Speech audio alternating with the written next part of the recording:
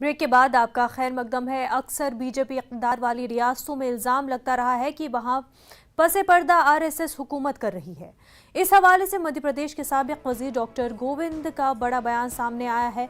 उन्होंने भी कहा कि संघ के इशारे पर सरकार काम कर रही है और आरएसएस की ही एमपी में हुकूमत चल रही है। डॉक्टर गोविंद का कहना है कि भिंड जिले में आरएसएस के कैंप में सरकारी मिशनरी का इस्तेमाल हो रहा है। उन्होंने वाज़ेह अल्फाज में कहा कि सीएम शिवराज सिंह बस एक मुखौटा है, सरकार तो आरएसएस की है।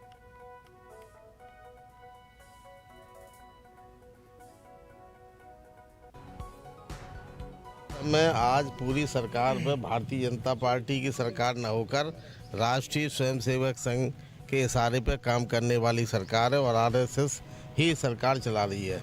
अभी भिंड जिले में अड़ोखर गांव में राष्ट्रीय स्वयंसेवक शिविर लगा हुआ है।